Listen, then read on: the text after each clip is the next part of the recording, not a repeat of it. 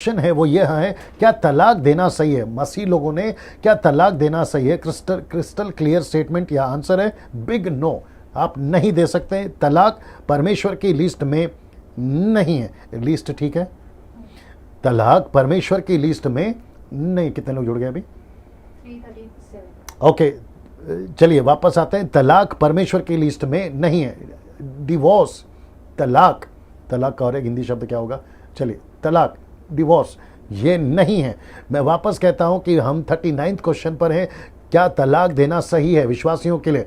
हम बाकी लोग की तरह नहीं है कि 3 बार तलाक तलाक बोला और वो ख़त्म हो गया। हालांकि वो भी सिस्टम अभी बंद कर दिया है, कॉन्स्टिट्यूशन में आ चुका है। अगर कोई ऐसा करता है तो वो गुनाह में गिना जाएगा, ठीक है ना। सो बाइबल के अनुसार तलाक नहीं है, ये परमेश्वर की लिस्ट में नहीं है। जब तक दोनों जिंदा हैं तलाक नहीं दे सकते। मैं रिपीट करता हूँ, जब तक दोनों जिंदा है तलाक नहीं दे सकते। पहला कुरिन्थियों 7:10 कहता है, जिनका ब्याह हो गया यानी शादी हो गया उनको मैं नहीं वरन प्रभु आज्ञा देता है कि वे पति और पति अपने पति से अलग ना हो। सीधे पति अपने पत्नी से, पत्नी अपने पति से अलग ना हो। ये पौलुस ने खुद कहा है कि ये प्रभु का स्टेटमेंट है ना। मरकुस की किताब उसका 10वां अध्याय वचन 6 से 12 तक में यहाँ यीशु ने साफ साफ मना किया है। हम पूरा नहीं पढ़ सकते हैं, पूरा नहीं डालें, लेकिन आप लोग पढ़ लीजिएगा। मरकुस की किताब उसका 10वां अध्याय वचन 6 से 12 में कहता है, यहाँ यीशु ने साफ साफ मना किया है कि किसी प्रकार का तलाक का इजाज़त यीशु नहीं देता है। मलाकी का किताब उसका 2:16 कहता है, क्योंकि इज़राइल का परमेश्वर यहोवा परमेश्वर, एलोहिम नहीं, यहोवा परमेश्वर, इज़राइल का परमेश्वर यहोवा यह कहता है कि मैं स्त्री त्याग से घृणा करता हूँ। तो परमेश्वर ने इज़राइलियों को भी कहा था तब, और वो हमको यीशु कहता अब कहता है कि मैं तलाक से, स्त्री त्याग से जो है वो घृणा करता हूँ। अभी बीच में किसी ने बोला कि पास्टर डैनियल स्त्री त्याग तलाक नहीं होता है, तलाक स्त्री त्याग नहीं होता है। मेरे हिसाब से दोनों एक ही बात हो गया। अगर आपने पत्नी को छोड़ दिया, सरकार के पास में आप जाकर लीगली तलाक बोलते हो, डिवोर्स कहते हो, पेपर पे साइन होता है उसको, लेकिन परमेश्वर की नज़र में वो तलाक ही गिना जाएगा। अगर आपने उसको त्याग दिया है तो उसको तलाक ही गिना जाएगा, ठीक है ना। क्या है, कौन है जी? हेलो हेलो जी भैया। हाँ जी, praise the lord pastor ji. जी प्रेज द लॉर्ड, आपका स्वागत है ask Daniel Raj live Facebook program में। जी बोलिए। मेरा नाम हरपाल है जी। और मैं चंडीगढ़ से बोल रहा हूँ। जी मेरा एक सवाल था पास्टर जी। जी भैया। जब यीशु मसीह को क्रूसीफाई किया गया था, जी। सूली पे चढ़ाया गया था, जी तो उनके साथ 2 और लोग थे, जी और जिसमें से एक ने तो मजाक उड़ाया था और एक ने मतलब है कि अंगीकार किया था। जी और जिसको यीशु मसीह ने बोला था कि आज से ही तू मेरे साथ स्वर्ग में होगा। जी भैया। ठीक है जी। तो उसके बाद जब यीशु मसीह 3 दिन के बाद जब कब्र में से पहली बार मरियम मगदलीनी उनको मिलने के लिए गई, जी तो उनको वो छूने लगी, तो यीशु मसीह ने उसको बोला कि तू मुझे टच मत करना क्योंकि मैं अभी तक अपने पिता के पास स्वर्ग में नहीं गया, जी है ना। जी बिल्कुल। तो ये बात जी मुझे समझ नहीं आया कि उस टाइम तो उन्होंने वो बोला था कि तू आज से ही मेरे साथ स्वर्ग में होगा पिता के पास, जी और उनको बोला कि अभी तक मैं अपने पिता के पास स्वर्ग में नहीं गया हूँ, मुझे जी। मत छूना। जी तो ये जरा समझाएंगे मुझे? बिल्कुल समझाऊंगा पास भैया। पहली बात मैंने कहा कि आपका स्वागत है और आप इस वक्त में लाइव हैं सर, और आपको पूरा हिंदुस्तान देख रहा है, सुन रहा है, और जितने व्यूवर्स हैं मैं उनसे भी कहना चाहता हूं कि भैया का जो सवाल है वो यह है कि जब डाकू से कहा कि आज ही तू मेरे साथ स्वर्गलोक में होगा, फिर मरियम से कहता है यूहन्ना की किताब में कि मुझे नहीं छूना क्योंकि मैं अभी तक पिता के पास में नहीं गया, तो ये क्या है? तो जितने यूट्यूबर्स फेसबुक पे जितने लोग अभी सुन रहे हैं, मैं उसका क्लियरिफिकेशन देना चाहूँगा, सफाई देना चाहूँगा। देखिए आपका नाम बताइए भैया वापस से। मेरा नाम हरपाल सिंह है। जी हरपाल जी। जी हरपाल जी, मैं पहले एक प्रश्न पूछूंगा, साथ ही साथ व्यूवर्स को भी पूछूंगा, क्या यीशु मसीह जितना मनुष्य था क्या उतना परमेश्वर भी था? बिल्कुल। Very good. तो यीशु मसीह 100% मनुष्य भी था और 100% परमेश्वर भी था। तो यीशु मसीह ने जब कहा कि आज ही तू मेरे साथ स्वर्गलोक में होगा, तो वो कौन सी स्थिति में थे? वो परमेश्वर की उपस्थिति में थे या वो स्थिति में थे? क्या यीशु मसीह जो खुद परमेश्वर है, जो सारी चीज़ों को चलाता है, एलोहिम, मैं कल से बोल रहा हूँ एलोहिम है, वो त्रियोग त्रिएक परमेश्वर का, ट्रायून गॉड का वो एक पर्सनालिटी है, यानी यीशु परमेश्वर, वो खुद ही परमेश्वर है ना सर। और परमेश्वर ओमनी प्रोटेंट जो परमेश्वर है, जो एक वक्त में हर जगह रह सकता है, तो वो नरक में भी रह सकता है, वो स्वर्ग में भी रह सकता है। जब उन्होंने कहा कि तू आज ही मेरे साथ स्वर्ग में होगा, तो जब हम कहते हैं कि तीन परमेश्वर एक हैं, तो वो परमेश्वर एक ही है ना सर। तो वो एक ही टाइम पे वहां पे भी रह सकता है और यहां पे भी रह सकता है। जब उसने मरियम से कहा मुझे नहीं छूना, तो ये कॉन्सेप्ट अलग है। मैं उसके ऊपर वीडियो बना चुका हूं सर, आप लोग कभी देख लीजिएगा। लेकिन मैं फिर भी जवाब देता हूं कि वो वहां पर एक ऐसी स्थिति में था जिसको इब्रानियों की किताब में लिखा है कि उसे स्वर्गों से होकर जाना जरूरी था, बिकॉज वो जो है ना हमारे लिए महायाजक था, हाई प्रीस्ट था। और यीशु ने अपना लहू लेकर गया, बकरी का नहीं।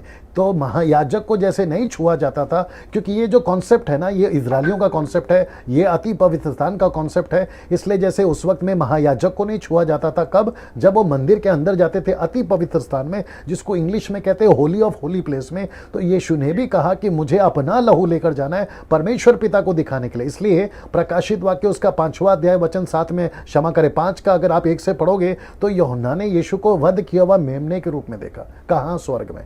तो ये ऐसा कॉन्सेप्ट में आएगा। तो यीशु ने जब डाकू से कहा तो ही वॉज अ गॉड 100%, लेकिन जब उसने मरियम से कहा मुझे नहीं छूना, तो वो उस एक्ट में था जो महायाजक करता है।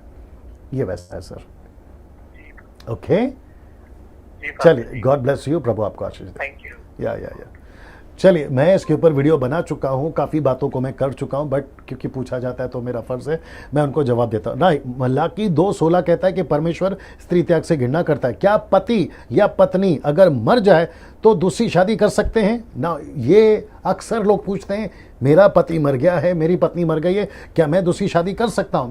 मैंने या तो ऐसा भी हो सकता है, मैं उसके ऊपर भी आ रहा हूँ, अभी तलाक हो गया तो मैं क्या करूँ? पहले इसको क्लियर कर देते हैं कि दूसरी शादी, पति पत्नी मरने के बाद दूसरी शादी हम कर सकते हैं, ये प्रश्न पूछा जाता है। तो 1 कुरिन्थियों 7:29, क्षमा करें 39, 1 कुरिन्थियंस 7:39 कहता है कितने लोग जुड़ गए अभी? 376. ओके, नाउ 1 कुरिन्थियंस 7:39 कहता है जब तक किसी स्त्री का पति जीवित रहता है, या तो पति का स्त्री जीवित रहता है, तब तक वह उससे बंधी हुई है या बंधा हुआ है, ठीक है ना? फिर कहता है परंतु जब उसका पति मर जाए या पत्नी मर जाए तो जिससे चाहे विवाह कर सकती है, परंतु केवल प्रभु में। जिसने भी ये प्रश्न पूछा होगा या आपके मन में चल रहा है क्या पति या पत्नी मर जाए तो क्या हम दूसरी शादी कर सकते हैं, तो पौलुस कहता है 1 कुरिन्थियों 7:39 में, जब तक किसी स्त्री का पति या पति का स्त्री जीवित है या जीवित रहती है, तब तक वो बंधी हुई है, उसके साथ में बंधा हुआ है, तलाक नहीं हो सकता। परंतु जब उसका पति या पत्नी मर जाए तो वो चाहे जिससे शादी कर सकती है, लेकिन कंडीशन है कि केवल प्रभु में। ये उसका जवाब है। नाउ कुछ ऐसे सवाल जो संसार में चल रहे हैं, मैं आपको ये भी क्लियर कर देता हूं अगर मेरे पास में वक्त है। अच्छा, वो उसमें आएगा, मैं आपको बता देता हूँ कुछ ऐसे सवाल जो संसार में चल रहे हैं। आइए देखते हैं कौन से सवाल है। क्या हम एक से ज़्यादा शादी कर सकते हैं? मैं रिपीट करता हूँ, एक से ज़्यादा या ज़्यादा, मोर देन 1 शादी कर सकते हैं? क्या पुरुष से शादी कर सकता है? क्या स्त्री से शादी कर सकती है? क्या मनुष्य पशुओं से यानी जानवर एनिमल से शादी कर सकता है? आपको पता है बीच में ये जो प्रश्न है, क्या मनुष्य पशुओं से शादी कर सकता है? मुझे वो शब्द नहीं मिल रहा, अगर आप लोग को मिल रहा तो बताइए। उसको कहते हैं क्या कहते हैं, कौन से दिन में लड़की पैदा हुई? तो जब तक वो जानवर से, गाय से, भैंस से शादी नहीं करती, फेरा नहीं लगाती है, उसके ऊपर से वो दोष नहीं जाएगा। क्या दोष है वो नाम नहीं आ रहा है मुझे।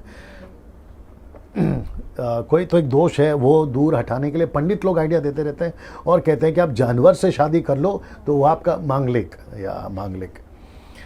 मांगलिक मुझे नहीं पता ये कॉन्सेप्ट कहाँ से आया, लेकिन ऐसा कोई सिस्टम, मसीह लोग ध्यान से सुनो, ऐसा कोई सिस्टम, वो कोई कहीं का भी पंडित हो, कैसा भी पंडित हो, अगर वो कहता है कि आपको जानवर से शादी करना है, तो मैं आपको बताता हूँ कि मेरा स्टेटमेंट क्या है या आंसर क्या है। क्रिस्टल क्लियर स्टेटमेंट या आंसर है बिग नो। मैं रिपीट कर देता हूं कि मैंने क्या पूछा था। कुछ ऐसे सवाल जो संसार में चल रहे हैं या कार्य चल रहे हैं, क्या हम एक से ज़्यादा यानी मोर देन 1 मैरिज कर सकते हैं, शादी कर सकते हैं? क्या पुरुष से शादी कर सकता है? क्या स्त्री से शादी कर सकता है? क्या मनुष्य पशुओं से शादी कर सकता है?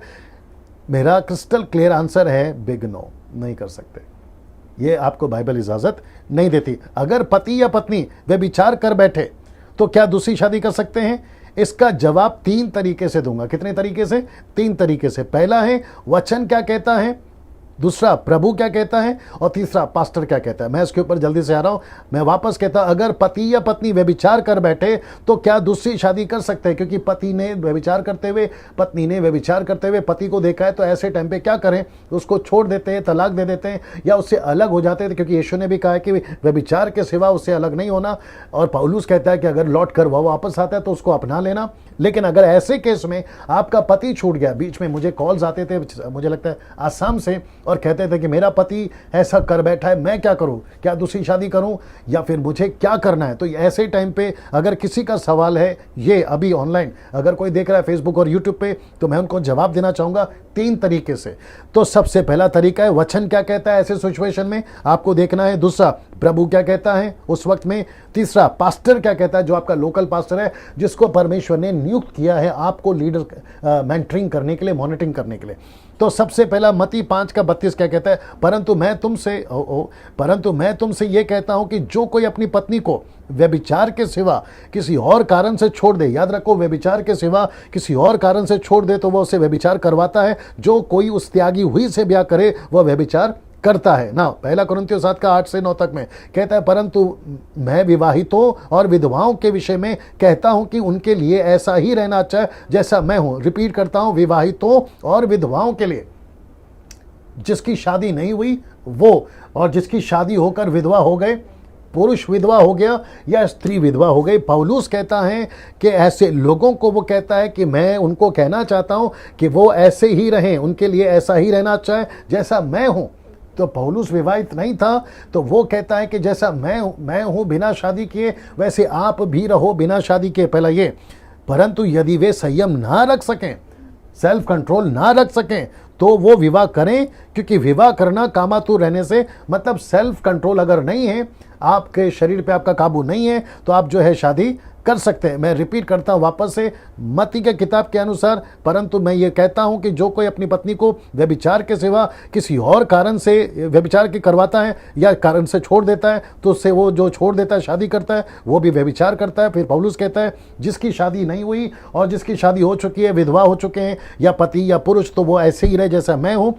परंतु यदि वे ना संयम रख सकें तो वो शादी कर लें, ऐसा कर कर वो कहता है ना। दूसरा, प्रभु क्या कहता है, ये आपको देखना जरूरी है कि प्रभु का वचन, देखिए, जब वचन नहीं मिल रहा है तो पवित्र आत्मा से पूछें और पवित्र आत्मा की अगुवाई में चलें। कुछ सिचुएशन आपके ऐसे हैं, ऐसे टाइम पे आपको नहीं समझ में आ रहा हम क्या करें, तो पवित्र आत्मा से पूछें। और पवित्र आत्मा एक व्यक्ति है, पवित्र आत्मा एक परमेश्वर है, और वो आपको मार्गदर्शक करेगा कि अभी आपको क्या करना है। ये रहा दूसरा। तीसरा, पास्टर क्या कहता है, प्रभु आपके पास्टर के द्वारा अगुवाई करेगा। मैं रिपीट करता हूं, आपका पास्टर के द्वारा परमेश्वर आपकी क्या करेगा, आपकी अगुवाई करेगा। ये 3 तरीके से मैं आपको बता चुका हूं। एक है मत्ती के किताब के हिसाब से, दूसरा है कुरिन्थियों की किताब से, और फिर दूसरा पॉइंट है कि वचन नहीं मिल रहा है आपको, सिचुएशन ऐसा है कि आपको वचन सपोर्ट नहीं कर रहा है, क्योंकि वचन में हर चीज़ नहीं लिखी है। जैसे कि बीच में किसी ने बोला, मैं सिगरेट पी सकता हूँ क्या? हमने कहा कि नहीं, ये गलत है। वो कहता है बाइबल में कहाँ लिखा है कि सिगरेट नहीं पीना है। तो ऐसे टाइम पे हम क्या करें, तो ऐसे टाइम पे पवित्र आत्मा बताता है कि जो चीज़ गलत है वो चीज़ गलत है, आप उसको वचन के अंदर नहीं ढूंढ सकते हैं। अभी जो कल मैं विषय पे बात करूंगा, और आपको शायद नहीं पता है कि कल आखिरी दिन है, इस फेज 2 का पार्ट 2 का आस्क डैनियल राज का कल आखिरी दिन है, और 7वां दिन यानी कि 22 तारीख को मसीह मंथन आएगा, ये वाला। तो देखते देखते ऐसा लग रहा था कि हमने अभी शुरू किया और अभी खत्म हो गया, कितना तेजी से ये वक्त चला गया। मैं चाहता हूं कि क्या कोई प्रश्न अभी आया अपार्ट फ्रॉम दिस, मुझे बताइए प्लीज, या थोड़ा जल्दी आइए, फिर इसके ऊपर हम बात करेंगे। अभी कितने लोग जुड़े हुए? 373।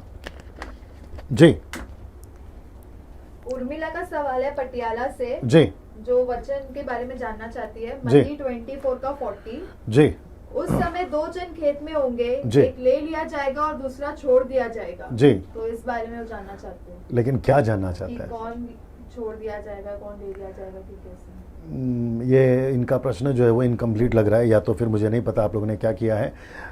चलिए, मेरी तरफ से मैं डाल देता हूँ कि आप ये पूछना चाहती हैं कि वो जो छोड़ दिया वो कौन है। देखिए इसके कई लोगों के अलग अलग कॉन्सेप्ट हैं, कई लोगों के अलग अलग स्टेटमेंट हैं, बट मैं ऐसा मानता हूँ मेरे 25-26 साल के मिनिस्ट्री के और बाइबल स्टडी के अनुभव से कि जो दोनों है ना वो दो कारणों से छोड़ दिया, एक उठा लिया जाएगा एक कारण से, दूसरा छोड़ दिया जाएगा दूसरे कारण से। तो दो कारण है। जो उठा लिया गया वो सच है कि रैप्चर है, उठा लिया जाना है, जेन्यून है, परमेश्वर चाहता है कि उसको उठा लूँ। और दूसरा जो रह गया है उसको किसी कारणवश रखा है। एक ये तो ये हो सकता है कि उसका जीवन ठीक नहीं है, दूसरा उसको यहूदियों के लिए और बहुत सारे जो ग्रुप्स हैं, मैं नाम नहीं लूँगा, उन सबको वचन सुनाने के लिए उसको रखा गया। क्योंकि देखो दोनों का जॉब एक ही है, दोनों खेत में हैं, दोनों किसान हैं, दोनों औरतें हैं, दोनों चक्की पीस रही हैं।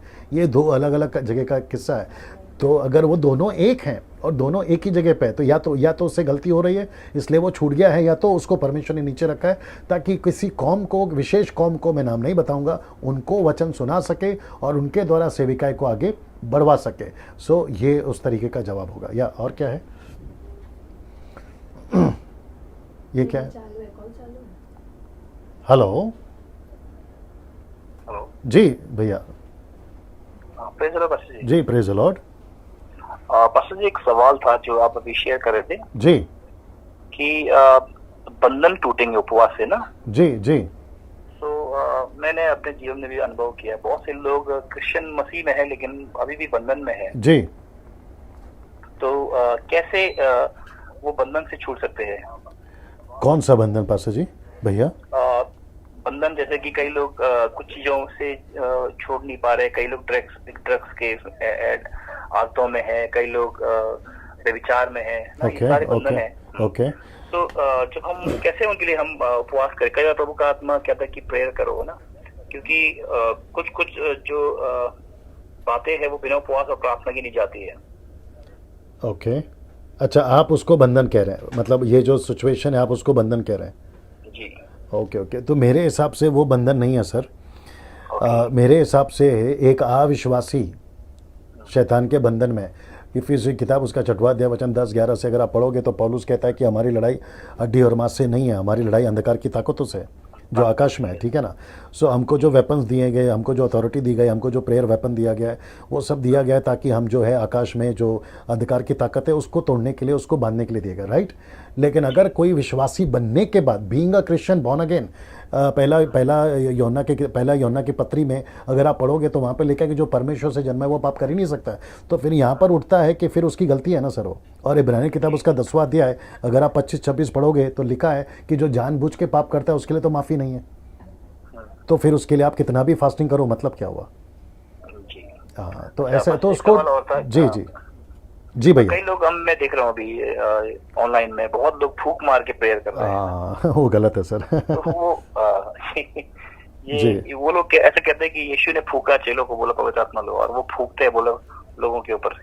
नहीं, चलो ठीक है, थोड़ी देर के लिए मान लेते हैं कि उन्होंने फूका यीशु मसीह ने और चेलों को कहा कि पवित्र आत्मा लो, चलो ठीक है। लेकिन वो एक टाइम हुआ ना, एक ही बार हुआ है वो नॉन रिपीटेबल एक्ट था, वो एक ही बार हुआ है, एक ही लाइफ में एक ही बार हुआ है। उसके बाद में पूरे बाइबल के अंदर कभी किसी ने नहीं फूका, ना पौलुस ने फूका, ना पतरस ने फूका। तो मुझे नहीं समझ में आता कि ये लोग क्यों फूकते हैं। सो ये नॉन बिब्लिकल एक्ट है सर। हाँ लूका 18 में जी हम एक स्त्री के बारे में देखते हैं जो 18 साल से बंधन में थी ना। जी जी। और प्रभु जब वहां पर आए, वो लगा वो आराधनालय में थी, चर्च में थी वो। जी जी जी। लेकिन जब प्रभु आया, प्रभु ने कहा ये अब्राहम की बेटी जो 18 सालों से बंधन में है ना। Right right. और प्रभु ने उसको आजाद किया वहाँ पे। Right right. हाँ, तो आप ये एक बीमारी थी। या तो आप ये कहना चाहते हैं कि ऐसे ही बंधन में आज भी लोग होंगे? जी जी। नहीं, वो नहीं बोल सकते। मैं बताता हूँ क्यों। क्योंकि वो जो आराधनालय हैं वो, फिर मैंने जो कल प्रचार परसों किया था कि आपको दो फ्रेम में पढ़ना, एक है यहूदी फ्रेम और दूसरा है अन्य जाति। तो जीसस ने जितने भी मिरेकल्स किए थे ना, वो 90% यहूदियों के लिए किए थे। वो औरत कौन थी सर? यहूदी थी। वो आराधनालय किसका था? यहूदी था। और अब्राहम के वंशज, और देखिए जक्कई भी कौन था? अब्राहम का था ना। लेकिन क्या उसको उद्धार की जरूरत नहीं थी? थी ना। उसको हम किसकी गिनती में, आज भी यहूदी लोग हैं, हम उसको किसकी गिनती में गिनेंगे? अविश्वासी की गिनती में गिनेंगे जो खतना कराता घूम रहा है। और आपको भी पता है कि इजराइल के मंदिर में, अभी भी यरूशलेम में जो मंदिर है ना, मूर्ति पूजा से कम नहीं है सर। जी। वहाँ पे मूर्ति पूजा से कम नहीं है। वहाँ लोग सर झुकाते हैं, किसी चीज़ को पैर पड़ते हैं, है ना, किसी चीज़ को जलाते हैं। ये 90% नहीं, मैं तो कहूँगा 100% आइडल वर्शिप चल रहा है। और देखिए, मैं आपको एक एग्जांपल देता हूँ, वक्त भी कम हो रहा है, मैं आपको एक एग्जांपल देता हूँ कि जिस पीतल के सांप को मूसा ने कहा था कि जो इसको देखेगा वो बच जाएगा, लेकिन आपको पता है दूसरा राजा की किताब उसका 18 का अगर आप पढ़ोगे 4 में, तो लिखा है कि उसी पीतल के सांप की उन्होंने आराधना करना शुरू कर दी। तो ये इजरायली लोग ही थे ना जो गलत कर रहे हैं, तो इनको भी हम किस में गिनती करेंगे? तो अविश्वासियों में। But after being a born again और पवित्र आत्मा से भरा व्यक्ति, उसके अंदर ये एक्ट नहीं होना चाहिए और ना ही उसने करना चाहिए। जी। या तो ये शैतानी बंधन टूट सकेगी। शैतानी बंधन क्या है फिर जो आप सिखा रहे हैं? मिनिस्ट्री के पर्पस में। अभी देखिए, अविश्वासी लोगों के जीवन में भी होता है। अभी मेरी मिनिस्ट्री है मूर्तिजापुर में, अगर आपने सुना होगा, महाराष्ट्र के अंदर, वहाँ हज़ारों लोग आते हैं सर। जब हम प्रार्थना करते हैं तो सब नीचे तड़पते रहते हैं, वो बंधन है। और वो लोग कौन है? अविश्वासी हैं। अगर मैं 2-2 घंटे एक दुष्टात्मा के लिए निकाल रहा हूँ और प्रार्थना कर रहा हूँ, दुष्टात्मा नहीं निकल रही है, तो फिर मैं तो बैठूंगा ना प्रभु के पास कि प्रभु आप तो चुटकी में निकाल देते, तो मेरे को तो 2-2 घंटे लग रहे हैं, तो मुझे फिर मेरे क्या कहते हैं ना, मेरे कुल्हाड़ी को तो शार्प करना ही पड़ेगा ना, ताकि एक झटके में लकड़ी टूट जाए। ऐसा है वो, ठीक है। अच्छा पास्टर जी, हम लोग अभी उपवास के साथ प्रार्थना करते कई बार ना? जी बिल्कुल। तो हम प्रेयर इसलिए करते हैं कि आत्मा बचाया जाए, बिल्कुल बिल्कुल बिल्कुल, और सुसमाचार के लिए द्वार खोले। जी। तो क्या ये उपवास सही है? बिल्कुल सही है सर। मैंने अभी कहा ना कि पवित्र आत्मा के लीडिंग में पौलुस और पतरस ने उपवास किया था सर, नियुक्त किया था, लोगों को नियुक्त किया था। और मैंने अभी कहा कि अगर पवित्र आत्मा आपको लीड करता है तो आप जरूर उपवास करिए। ओके। या ओके, थैंक यू। चलिए, गॉड ब्लेस यू, प्रभु आपको आशीष दे। या सो मुझे लगता है कि यहाँ पे हम प्रोग्राम को अभी समाप्त करेंगे, और कल आखिरी दिन है, बट मैं कल डिक्लेयर करूंगा कि 22 तारीख को हम कौन से टाइम पे जो है आपके साथ में बात करेंगे मसीह मंथन के डिक्लेरेशन को लेकर। कहाँ गया मसीह मंथन? ओके। और मैं साथ ही साथ आपको ये भी बताऊंगा, कहाँ गया, मैं आपको ये भी बताऊंगा कि मैं कल कौन से आज 5वां दिन है, राइट, मैं कल कौन से टॉपिक पे बात करूंगा। सो मसीह मंथन जो है 22 मार्च को हम डिक्लेयर करेंगे। ये क्या है, इसकी पूरी जानकारी मैं 22 तारीख को दूंगा। लेकिन मैं कौन से टाइम पे आऊँगा, मैं 9 बजे आऊँगा या उसके पहले आऊँगा या फिर और पहले आऊँगा, मैं आपको ये कल कंफर्म करूँगा।